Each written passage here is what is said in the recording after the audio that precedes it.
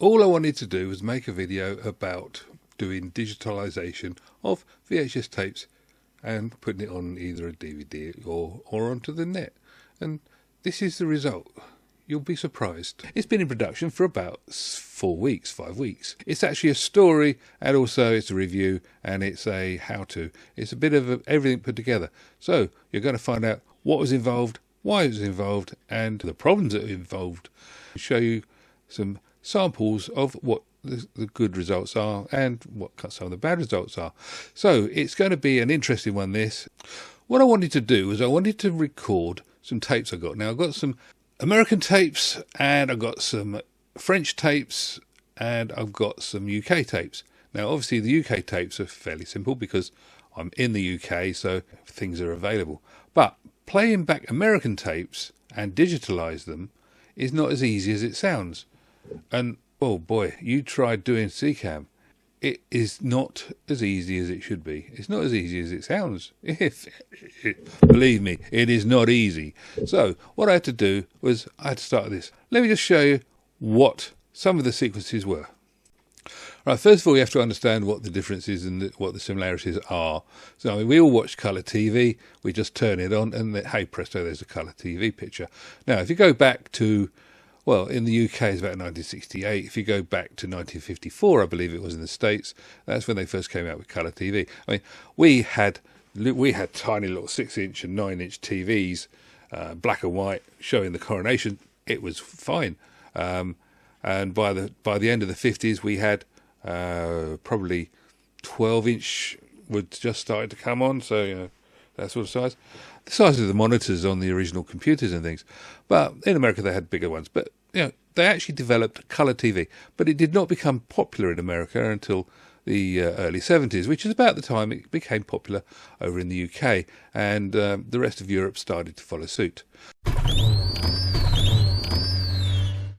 But what they did was they introduced a system in America called NTSC.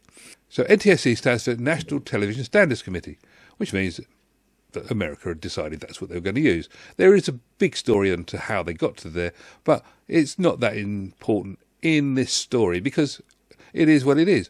But what it is a 29.97 frames per second, or call it 30, and it's got 720 by 480 resolution, which works out at a bit weird, but basically it's 525 lines, 60 frames, and the way it works is they interlace it, so you got half, because they're trying to get rid of the flicker. On a CRT, if you scan it down, it'll be bright where it's being scanned, and it's not bright where it's not being scanned, and so you get this flickering effect, which is similar to that, I suppose. That's a really bad demonstration. But anyway, yeah, you get a flickering effect, which isn't visible to the human eye if you do something rather clever. So what they do is they do half the picture from top to bottom, and then then they send another half of the picture, and it's interlaced. That's what interlaced means. So you've got half picture, then half picture. So you've got the whole tube, CRT, cathode ray tube, is scanned twice in the period of one picture. So you get 30 different pictures, but you get 60 scans. And they do the same with PAL. They do 50 scans, but they do 25 pictures. And similar with SECAM.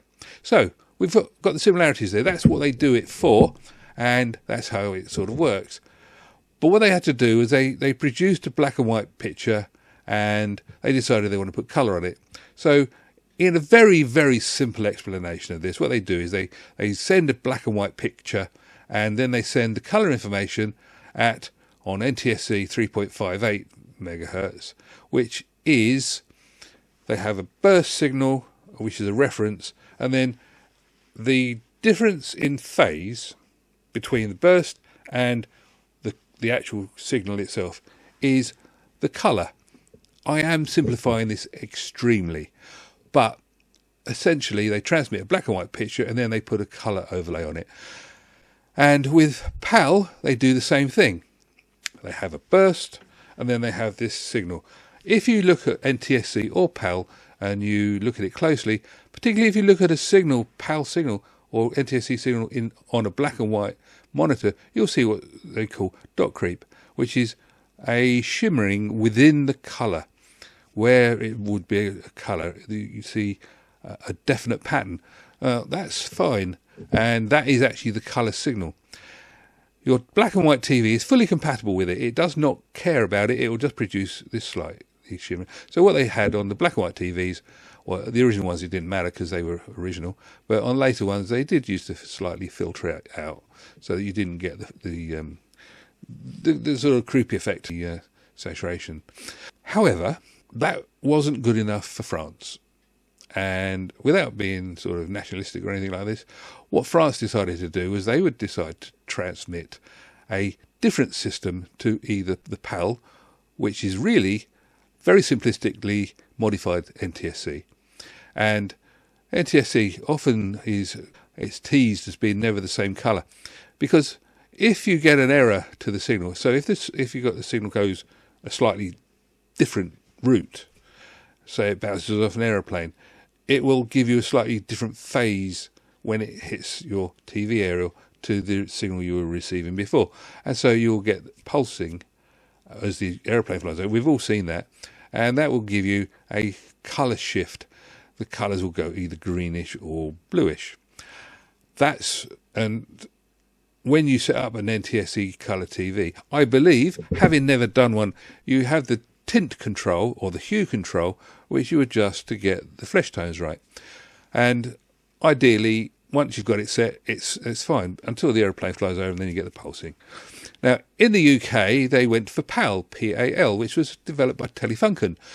Now, the Germans, decided that they were going to use essentially the same system, but because we wanted 50 cycles and we had to have few, which is down to being the mains flicker frequency, we went for 50 cycles, and the interlaced pitch is the same sort of thing, and they used essentially the same method of encoding the colour, but what they did was on each alternate line they turn it upside down, which means that if you've got basically +1 -1, you end up with 0.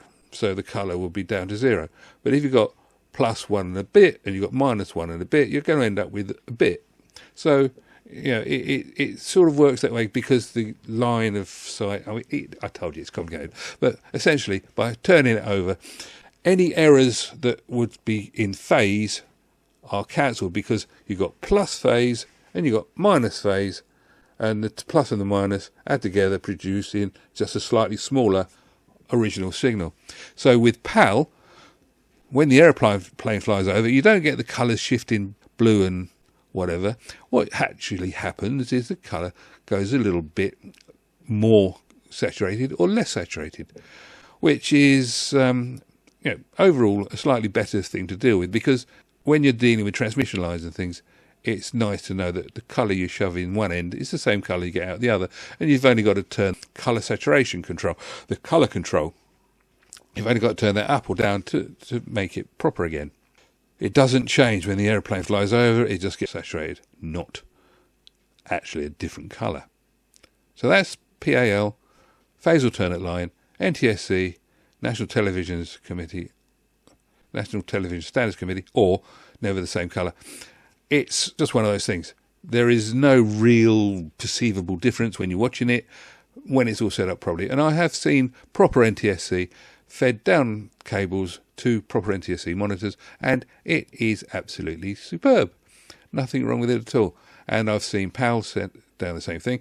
Now, there is an argument, and this is for the geeks, because the colour is added together on Phase Alternate Line, PAL, that the actual luminance and chrominance signals, the chrominance is the colour, that the chrominance is not quite such high resolution as on NTSC, because there's always one extra line, which is possibly true, but on the other hand, we've got more of them to start with, so it doesn't really matter.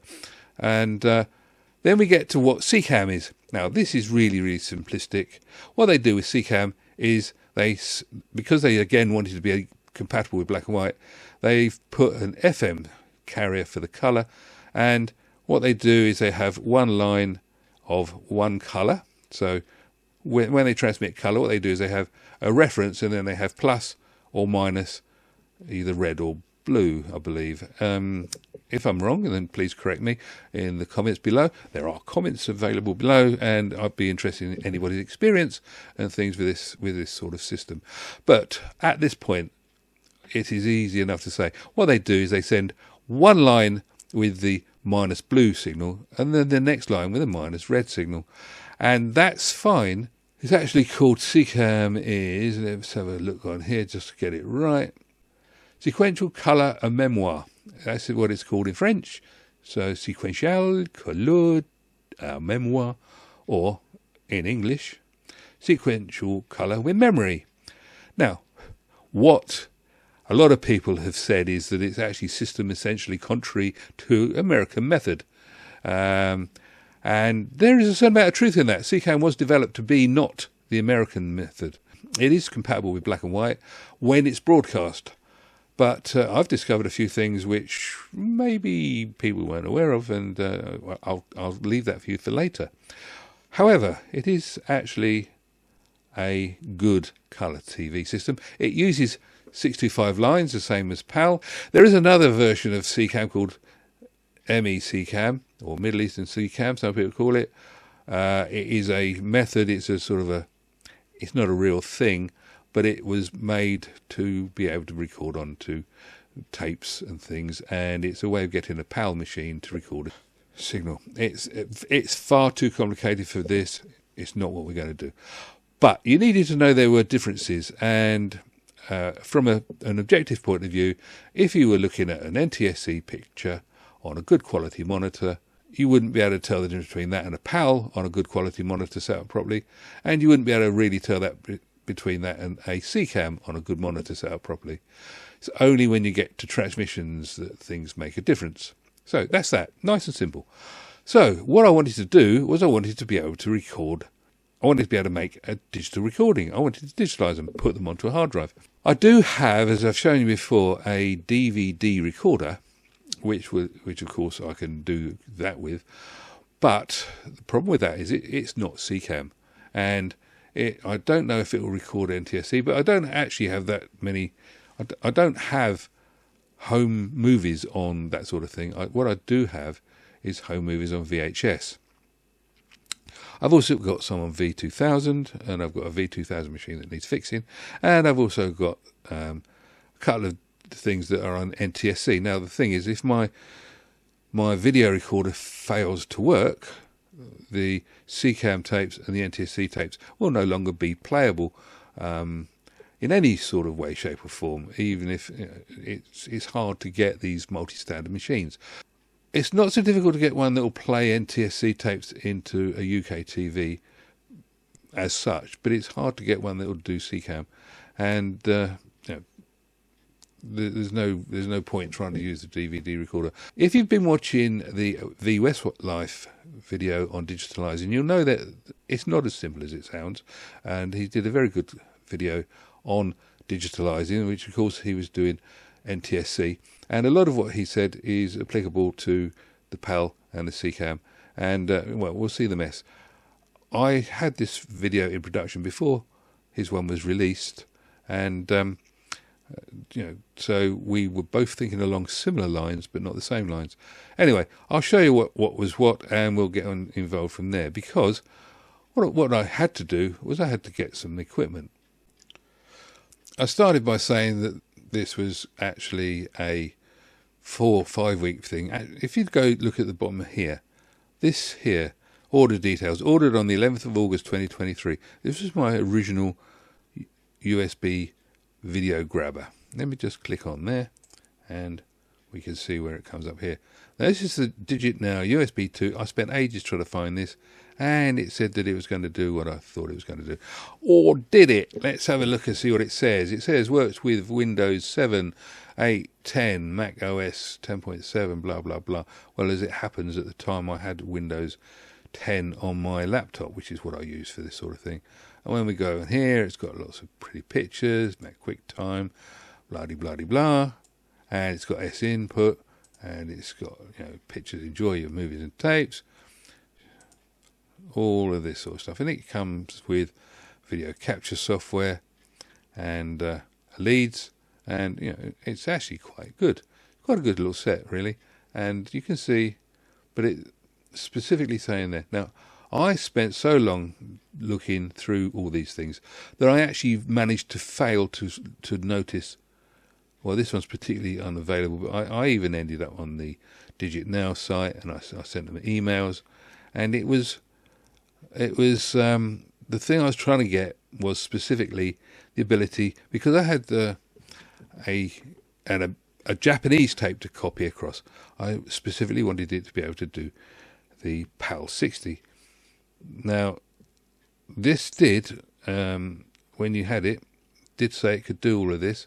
It's got down here what it does, and it keeps on about how good it is and how it does everything, preserve your own things.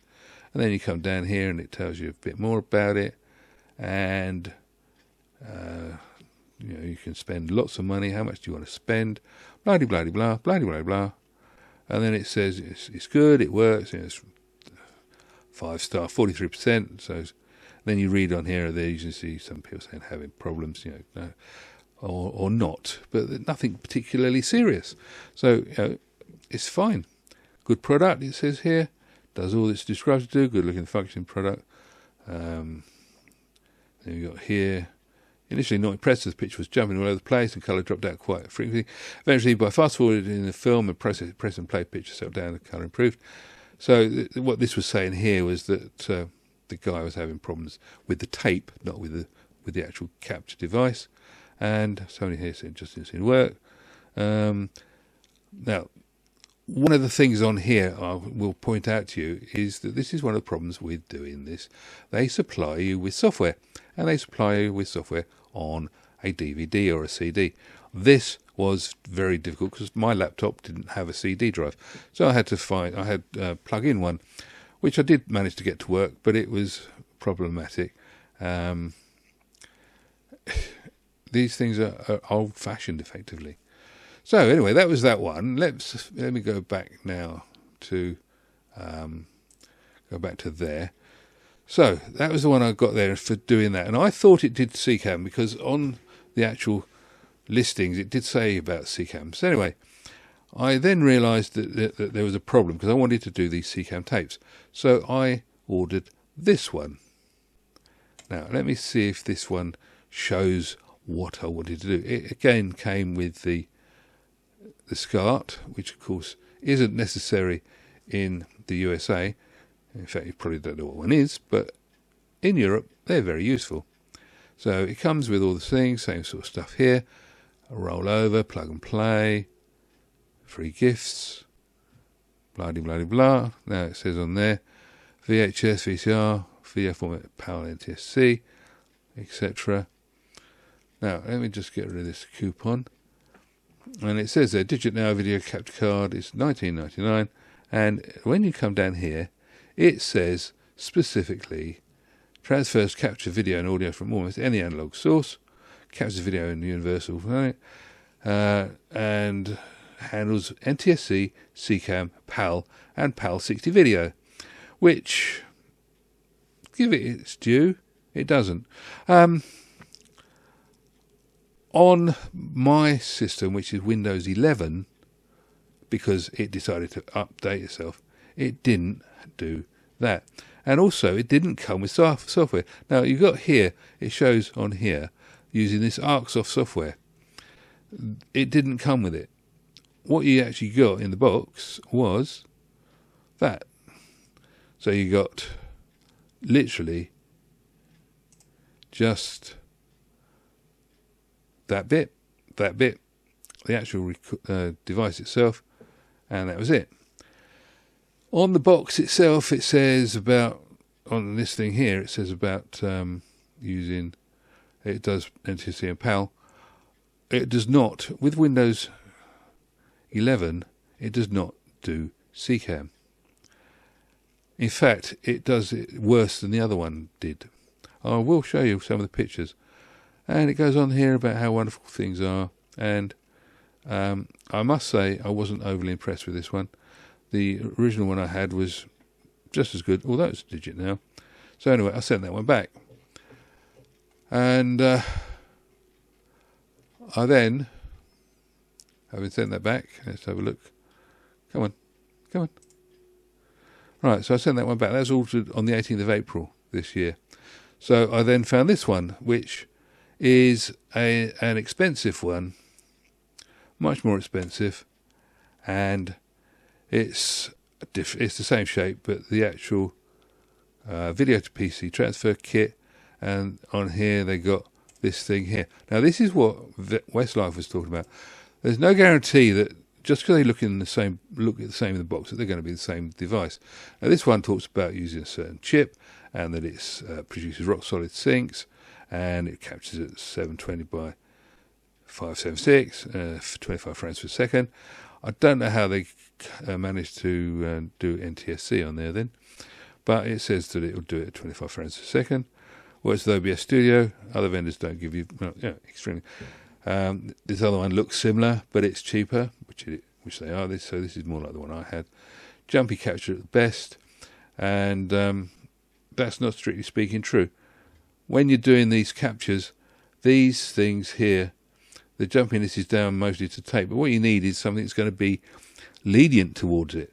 So I ordered this one because, and I'll show you for why.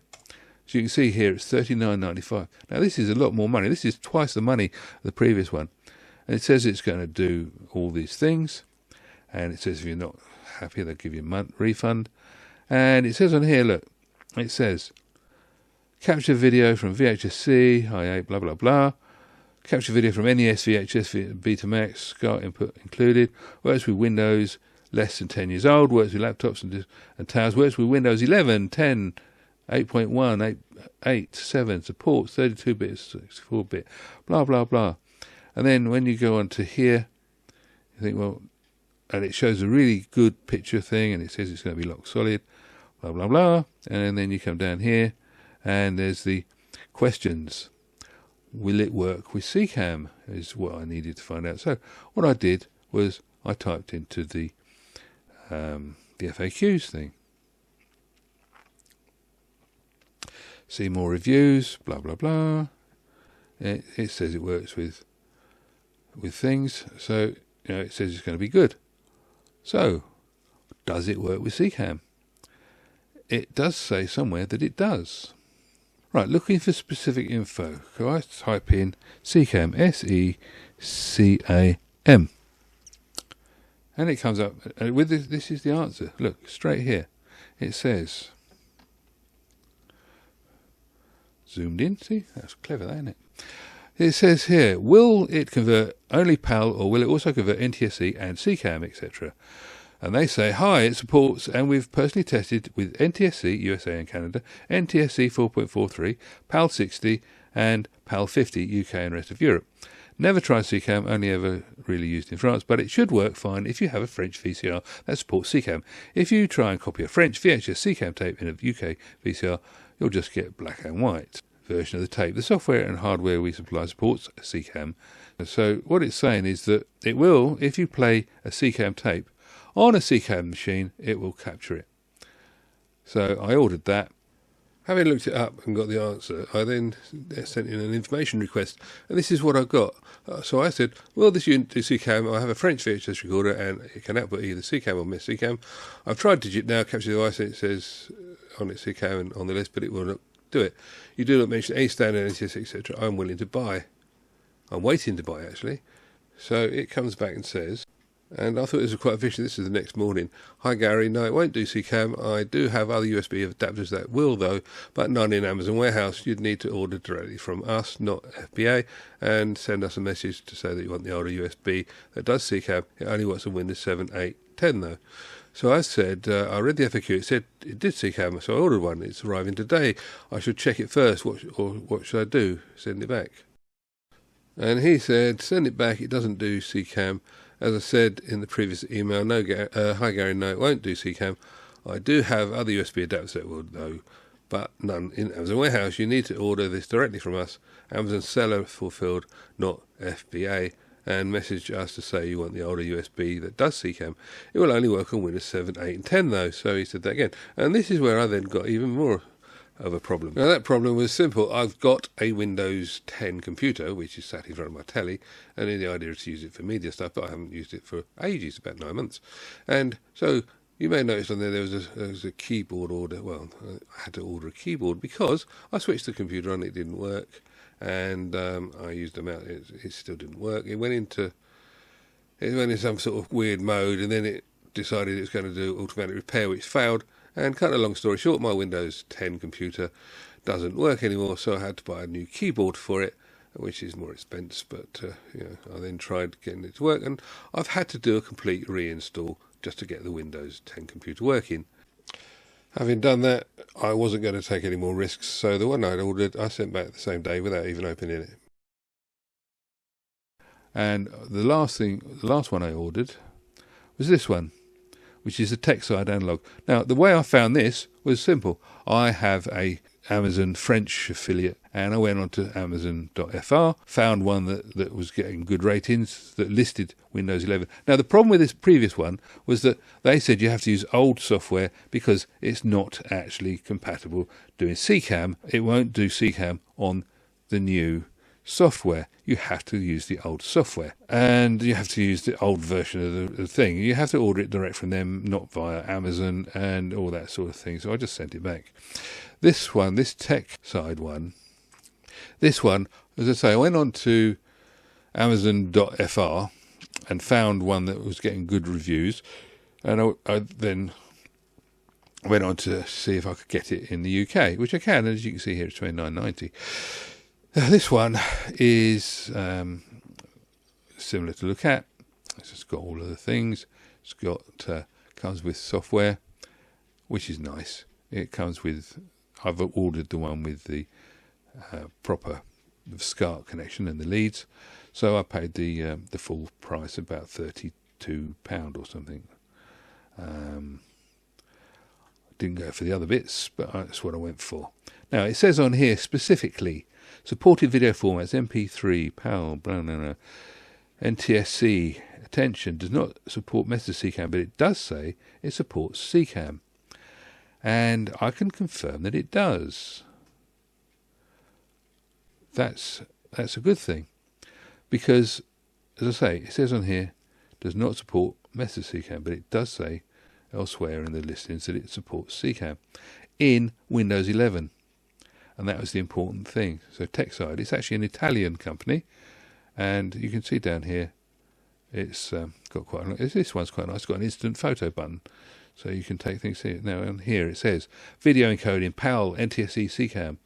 Then it gives you the resolution things. And now this one actually, compared to the Digit now, is very much better because it gives you the ability to control the driver. The driver has got adjustments on it.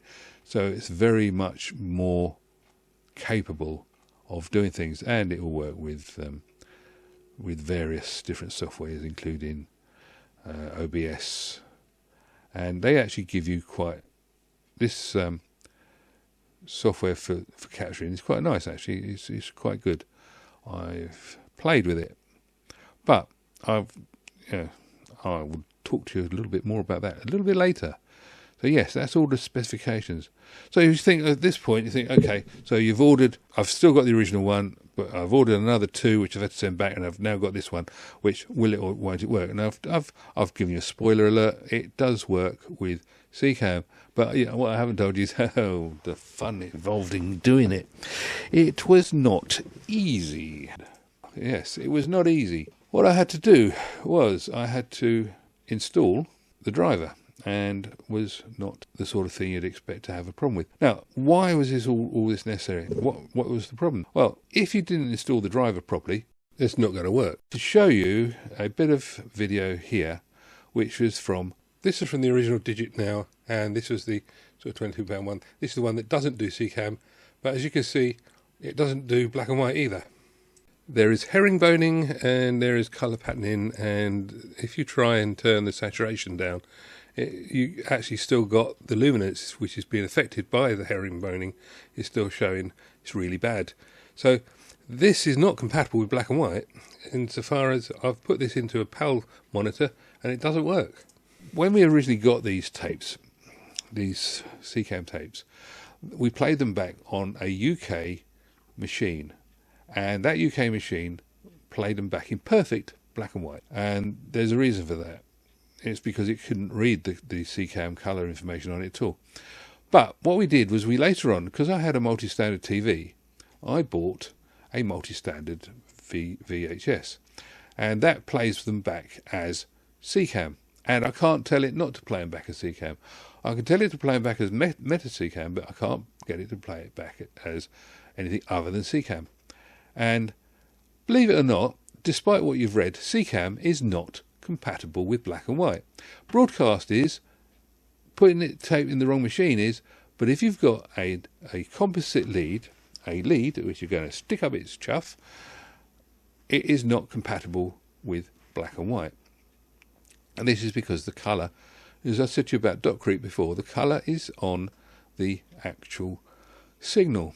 And when you feed that signal into a black and white, well, into a colour monitor, I've got NTSC and PAL multi-standard TV, and I thought it had SECAM on it, but it obviously hasn't. My Panasonic has only got NTSC and PAL. And if you put the signal into it, you still get the herringboning, and if you turn it to black and white, you get the herringboning in black and white, but it's not as pretty. So as promised, now we'll get on to actually using the thing and installing it and what the problems were or weren't on there. And at the end I will actually show you the results. I ordered it from Amazon UK and it came in a bag, and this is my laptop I'm going to be using. Now this grime on here is 25-year-old grime, I can't get it off. I've tried wiping it but it won't come off, so ignore that. And yeah, so that's the HP laptop I'm going to use it with, and this is the box. It says it does PAL, SECAM, NTSC, it says it does it in various resolutions, and it says that it's going to do the job properly. Let's just have a proper look at the box. So it's got pretty pictures on it, it's got branding. It's a very strong box, so that's good. It's got it in multi-languages, and yeah, it says on there the branding again, and on the bottom, one of the most important bits, download driver and manual from the site, as in you don't have to use a CD or a DVD drive, you can just download it.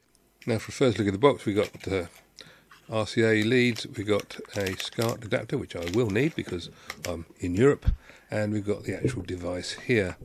This is simple looking, and that's the snapshot button, which I haven't actually tried. And there's some very, very fine print on there, and there's the ArcSoft, go and get the software, and there is the telling you what's what, telling you who they are, and I think basically that's it, that's the guarantee. At this point you think you're doing alright because you've got the thing there, it's got all the bits, you just plug it in and off you go. Well, that should be what happens, but this is Windows we're talking about, and Microsoft, and plug-in bits, and it's Windows 11, so that wasn't quite as straightforward as it would seem. Let me show you. The first problem was you can't scan this on your laptop, so I had to type it in, and that takes you to an Italian website like this. The translate key doesn't work very well because it keeps on reverting back to Italian, but I did find out there's actually a thing up the top to change the language. Then you get this problem. Windows thinks it's a virus, but the instructions how to get around it don't work. Cutting a long story short, download the RAR version, not the standard version, and then Windows doesn't see it as a virus. From then on it all got pretty self-explanatory, and the software installs quite nicely, and if you just set it up and follow the instructions it will work. And this is the results you can expect. As promised, these are the pictures. So this is with the original Digit now, and it didn't get any better. This is the result with this one, and I think you can see it's rather good. I don't know what the blue line at the end is, but you can trim that out in editing. This is raw as it came off, and yeah, I think it's pretty good. So the upshot of all that is then 4 devices, one of which worked straight out of the box, and a lot of effort. I think it's going to be stable. I think it's going to be good. I'm going to do the PAL and the NTSC transfers, see if I can do that without having to use the DVD player, and that's a video to come. Anyway, I hope you've got something out of that. If you've got anything that you'd like to raise, then please put it in the comments, and I'll try and get back to you. And in the meantime, spread this video around. click the like, click the subscribe, try and get the channel out there. And thank you very much for watching. Bye bye.